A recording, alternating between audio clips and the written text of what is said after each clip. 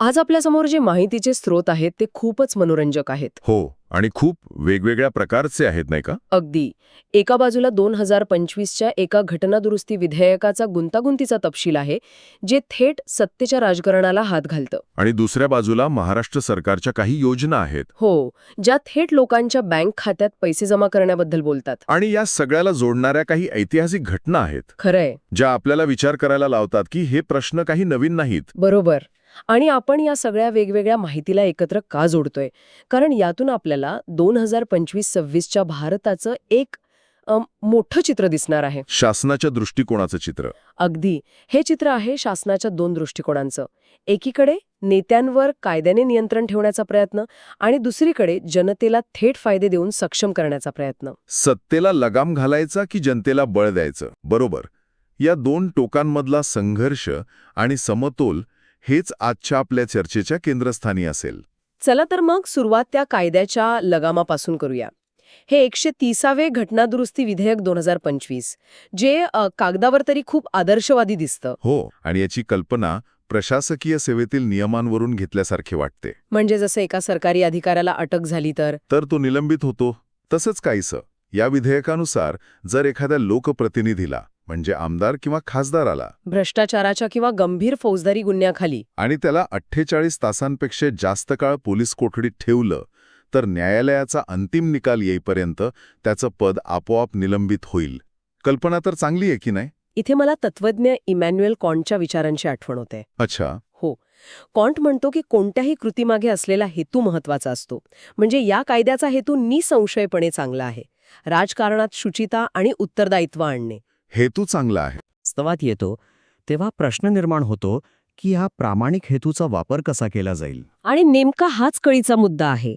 ही कल्पना कागदावर चांगली दिसते, पण भारताच्या राजकारणात ती प्रत्यक्षात कितपत यशस्वी होईल? हो. कारण याचा गैरवापर होण्याची शक्यता खूप मोठी आहे. विचार करा, केंद्रात सत्तेत असलेला पक्ष एखाद्या विरोधी पक्षाच्या मुख्यमंत्र्याला किंवा महत्वाच्या नेत्याला मुद्दाम अशा केसमध्ये अडकवू शकतो. अगदी जिथे जामीन मिळणं जवळपास अशक्य असतं. अगदी बरोबर.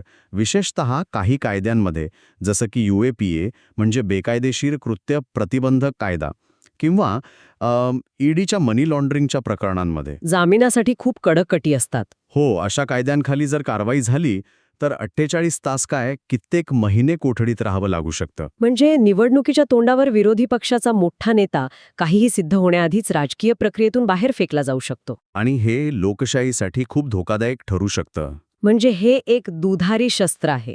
एकीकडे ते भ्रष्टाचाराला आळा घालू शकतं, तर दुसरीकडे ते राजकीय सूड उगवण्याचं एक कायदेशीर साधन बनू शकतं. मग यावर काही उपाय सुचवला आहे का आपल्या स्रोतांमध्ये? हो, एक व्यवहार्य उपाय सुचवला आहे. तो म्हणजे फास्ट ट्रॅक कोर्टांची स्थापना. Fast track courts? हो, कल्पना अशी आहे की जर एखाद्या लोकप्रतिनिधीला या कायद्यांतर्गत अटक झालीच, तर प्रकरण थेट फास्ट ट्रॅक कोर्टात जाईल आणि 30 दिवसांच्या आत सुनावणी पूर्ण करून निकाल दिला जाईल. अच्छा, म्हणजे दूध का दूध, पाणी का पाणी लगेच स्पष्ट होईल. अगदी.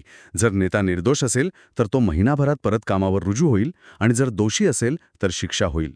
याने कायद्याचा गैरवापर करण्याची प्रवृत्ती ती कमी होऊ शकते. पण फास्ट ट्रॅक कोर्टांचा उपाय चांगला आहे, तरी आपल्या न्यायव्यवस्थेवर आधीच इतका ताण आहे. खरंय, लाखो खटले प्रलंबित आहेत. मग या अतिरिक्त हाय प्रोफाईल खटल्यांचा भारती पेलू शकेल का? की हे फक्त कागदावरच राहील आणि प्रत्यक्षात 30 दिवसांची मुदत पाळीत जाणार नाही? हां, एक अत्यंत वैध आणि महत्त्वाचा प्रश्न आहे. आपल्या न्यायव्यवस्थेची क्षमता हा एक मोठा अडथळा आहे. हो. पण याकडे दुसऱ्या बाजूनेही पाहता येईल. असा कायदा न्यायव्यवस्थेवर अधिक कार्यक्षम होण्यासाठी एक प्रकारचा दबाव टाकेल. अच्छा. कदाचित यामुळेच न्यायाधीशांची संख्या वाढवणे, पायाभूत सुविधा सुधारणे यांसारख्या सुधारणांना गती मिळेल. म्हणजे काहीही न करण्यापेक्षा व्यवस्थेवर दबाव टाकून तिला सुधारण्यासाठी भाग पाडणारा हे एक प्रयत्न म्हणून याकडे पाहता येईल. म्हणजे एका बाजूला नेत्यांना शिस्त लावण्याचा हा सोट्याचा वापर आहे, बरोबर. पण त्याचवेळी लोकांच्या रोजच्या जगण्यावर थेट परिणाम करणाऱ्या काही गोष्टींचीही आपल्या स्रोतांमध्ये चर्चा आहे. महाराष्ट्र सरकारच्या काही नवीन योजना आहेत, ज्या गाजराच्या भूमिकेत दिसतात. खूप छान शब्द वापरलात. सत्तेच्या नियंत्रणाचा सोटा आणि लोककल्याणाचं गाजर. हो ना. यातलीच एक महत्त्वाची योजना आहे, माझी लाडकी बहीण. या योजनेअंतर्गत पात्र महिलांच्या बँक खात्यात दर महिन्याला थेट 1500 रुपये जमा होणार आहेत. आता 1500 रुपये ही रक्कम शहरातल्या अनेकांना खूप कमी वाटेल. हो, पण आपण थोडा विचार करूया. बरोबर. ग्रामीण भागातल्या किंवा छोट्या शहरातल्या एका गृहिणीसाठी जिच्याकडे स्वतःच्या मालकीचा एकही रुपया नसतो, तिच्यासाठी हे 1500 रुपये म्हणजे फक्त पैसे नाही आहेत. ते स्वाभिमान आहेत. अगदी ते स्वाभिमान आहेत. अगदी नेमका शब्द. ते तिला स्वतःचे निर्णय घेण्याचं स्वातंत्र्य देतात. मुलांच्या शाळेची फी भरणं असेल, घरातल्या कोणासाठी औषधं आणणं असेल, किंवा स्वतःसाठी काहीतरी साधं विकत घेणं असेल. तिला कोणापुढे हात पसरावे लागत नाहीत. बरोबर. ही रक्कम तिच्या हातात एक लहानशी का होईना पण आर्थिक निर्णय घेण्याची ताकद देते. आणि हा बदल खूप मोठा आहे. आणि ही फक्त एक योजना नाही, शेतकऱ्यांसाठी नमो शेतकरी महासन्मान निधी योजना आहे. हो, ती पण आहे. केंद्राच्या योजनेला जोडून राज्य सरकार वार्षिक 12,000 रुपये देणार आहे. म्हणजे पेरणीच्या वेळी शेतकऱ्याच्या हातात पैसा असतो. विद्यार्थ्यांसाठी शिष्यवृत्ती आहेत. बेरोजगारांसाठी मुख्यमंत्री रोजगार निर्मिती योजना आहे. म्हणजे शासनाचा एक दृष्टिकोन दिसतोय की लोकांच्या समस्या सोडवण्यासाठी थेट त्यांच्या हातात आर्थिक मदत द्या. आणि या दृष्टिकोनावर बरीच चर्चा होते. याचे समर्थक म्हणतात की हे थेट सक्षमीकरण आहे. यात भ्रष्टाचार नाही, पैसा थेट लाभार्थ्यापर्यंत पोचतो. पण यावर टीकाही होते. हो, होते. काही अर्थतज्ञ याला रेवडी कल्चर किंवा फुकट वाटपाची संस्कृती म्हणतात. अच्छा. ते म्हणतात की यामुळे राज्याच्या तिजोरीवर प्रचंड भार पडतो आणि लोकांना श्रमाऐवजी अनुदानावर अवलंबून राहायची सवय लागते. म्हणजे पुन्हा तोच प्रश्न येतो, खरा विकास कशात आहे? लोकांना स्वावलंबी बनवणाऱ्या संधी निर्माण करण्यात की त्यांना थेट आर्थिक मदत देऊन तात्पुरता दिलासा देण्यात? आणि याचं उत्तर सोपं नाहीये. दोन्ही गोष्टींची गरज असू शकते. खरंय. पण या योजना हे दाखवतायत की सरकारचा कल थेट लोकांपर्यंत पोहोचण्याकडे वाढत आहे. एकीकडे कायद्याने नेत्यांना बांधण्याचा प्रयत्न, तर दुसरीकडे योजनांमधून थेट जनतेशी नातं जोडण्याचा प्रयत्न. आणि हा जो संघर्ष आहे व्यवस्थेला सुधारण्याचा आणि लोकांना सक्षम करण्याचा, हा काही आजचा नाहीये. नाहीच. आपल्या स्रोतांमधील ऐतिहासिक भाग वाचताना मला हेच जाणवलं. 150 वर्षांपूर्वी पंडिता रमाबाई आणि कृष्णाजी भालेकर हे सुद्धा याच प्रश्नांची झगडत होते, फक्त त्यांचं स्वरूप वेगळं होतं. खूप महत्वाचा मुद्दा.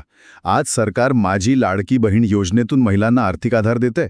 हो. पण विचार करा, 1880-90च्या दशकात जेव्हा समाजात विधवांना आणि निराधार स्त्रियांना कोणताच आधार नव्हता, तेव्हाची परिस्थिती तर खूपच वेगळी होती. तेव्हा पंडिता रमाबाईंनी कोणत्याही सरकारी मदतीशिवाय फक्त स्वतःच्या हिमतीवर आणि देणग्यांवर कृपा सदन आणि बातमी सदनसारख्या संस्था उभ्या केल्या. आज जे सरकार प्रचंड यंत्रणा आणि बजेट वापरून करतंय, ते त्यांनी एकट्याने करून दाखवलं. आणि त्यांच्याबद्दल एक गोष्ट वाचून मला खूप आश्चर्य वाटलं. ख्रिश्चन धर्म स्वीकारल्यामुळे त्यांच्यावर खूप टीका झाली, पण त्यांना इंग्रजी किंवा फारसी भाषा फारशी येत नव्हती. अच्छा. हो, त्या पूर्णपणे भारतीय विचारांच्या होत्या. त्यांनी अमेरिकेवर लिहिलेल्या युनायटेड स्टेट्सची लोकस्थिती व प्रवास वर्णन या पुस्तकात हिंदी ही राष्ट्रभाषा असावी असा आग्रह धरला होता. अरे वा. इतकंच नाही तर काँग्रेसच्या अधिवेशनात इंग्रजीचा वापर पाहून त्यांनी उघडपणे नाराजी व्यक्त केली होती. यातून त्यांची स्वतंत्र ओळख आणि विचार दिसतात. त्या कोणत्याही एका चौकटीत बसणाऱ्या नव्हत्या. बरोबर. आणि त्यामुळेच त्यांना दोन्ही बाजूंनी विरोध झाला. एका बाजूला लोकमान्य टिळकांनी केसरीमधून त्यांच्या सामाजिक सुधारणांवर टीका केली, तर दुसऱ्या बाजूला नारायण मेघाजी लोखंडे यांनी दीनबंधूमधून त्यांच्या कामाची प्रशंसा केली. हो. यातून दिसतं की समाज सुधारकाचा मार्ग किती खडकर असतो. त्याला प्रस्थापित व्यवस्थेशी आणि विचारांशी एकाच वेळी लढावं लागतं. आणि दुसरा लढाऊ आवाज म्हणजे कृष्णाजी भालेकर. सत्यशोधक समाजाचे ते आधारस्तंभ होते. हो, भालेकर. 1895 मध्ये काँग्रेसचं अधिवेशन पुण्यात होतं. त्या काळात काँग्रेस म्हणजे उच्च शिक्षित, उच्चभ्रू लोकांची संघटना मानली जायची. बरोबर. तेव्हा भालेकरांनी अधिवेशन स्थळाबाहेर शेतकऱ्याचा एक 22 फुटी पुतळा उभारला आणि त्या पुतळ्याच्या हातात एक फलक होता, ज्यावर एक भेदक प्रश्न लिहिला होता. आमच्या 19 कोटी लोकांचे दुःख मांडायला 19 लोक तरी आहेत का? हो. हा प्रश्न थेट त्या व्यवस्थेच्या हृदयावर केलेला प्रहार होता. तो त्या सुशिक्षित वर्गाला विचारत होता की तुम्ही कुणाचं प्रतिनिधित्व करता. बरोबर. ज्यांच्या जीवावर हा देश चालतो त्या शेतकऱ्यांचा, बहुजनांचा आवाज तुमच्यापर्यंत पोहोचतोय का? बरोबर. आज आपण ज्या 13व्या घटनादुरुस्तीबद्दल बोलतोय, जी नेत्यांना जबाबदार धरू पाहते, त्या जबाबदारीची मागणी भालेकरांनी 100 वर्षापूर्वी एका पुतळ्याच्या माध्यमातून केली होती. खरंय. त्यांचा मार्ग व्यवस्थेच्या बाहेरून थेट प्रश्न विचारण्याचा होता. आजचा कायदा व्यवस्थेच्या आतूनच नियंत्रण ठेवण्याचा प्रयत्न करतोय. मार्ग वेगळे असले तरी मूळ उद्देश तोच आहे, सत्तेला लोकांप्रती उत्तरदायी बनवणे. तर आजच्या या चर्चेतून आपण काय पाहिलं? आपण शासनाचे 2 वेगवेगळे पण एकमेकांशी जोडलेले पैलू पाहिले. हो. एकीकडे 13व्या घटनादुरुस्तीसारखे कायदे आहेत जे राजकीय वर्गावर नैतिक बंधनं घालण्याचा प्रयत्न करतात. ही एक प्रकारची टॉप डाऊन अर्थात वरून खाली येणारी सुधारणा आहे. आणि दुसरीकडे माझी लाडकी बहीण किंवा नमो शेतकरी सारख्या योजना आहेत ज्या थेट नागरिकांच्या हातात पैसा आणि शक्ती देतात. ही एक बॉटम अप म्हणजे खालून वर जाणारी सक्षमीकरणाची प्रक्रिया आहे. आणि या दोन्ही प्रयोगांचे ऐतिहासिक संदर्भ आपल्याला पंडिता रमाबाई आणि कृष्णाजी भालेकर यांच्या कार्यात दिसतात. अगदी. आणि यातूनच आपल्या स्रोतांच्या केंद्रस्थानी असलेला तो अंतिम प्रश्न निर्माण होतो. एका लोकशाही राष्ट्राच्या दीर्घकालीन आरोग्यासाठी अधिक महत्त्वाचं काय आहे? करण्यासारखा मुद्दा आहे. या दोन्ही गोष्टी एकमेकांना पूरक आहेत की यात एक निवड करावी लागेल? बरोबर. कारण एका बाजूला कायद्याचं राज्य मजबूत करण्यावर भर आहे तर दुसऱ्या बाजूला कल्याणकारी योजनांवर. दोन्हीसाठी प्रचंड राजकीय इच्छाशक्ती आणि आर्थिक तरतूद लागते. आणि मला वाटतं कदाचित खरं उत्तर या दोन्हीपैकी एकाची निवड करण्यात नाही, तर या दोन्हींमध्ये एक योग्य संतुलन साधण्यात आहे. एक बॅलन्स. हो. एक अशी व्यवस्था जिथे नेते जबाबदारही असतील आणि नागरिक सक्षमही असतील. पण हे संतुलन कसं साधायचं हाच येणाऱ्या काळातील सर्वात मोठा प्रश्न असेल. आणि यावर विचार करण्याची जबाबदारी आपल्या सगळ्यांची आहे.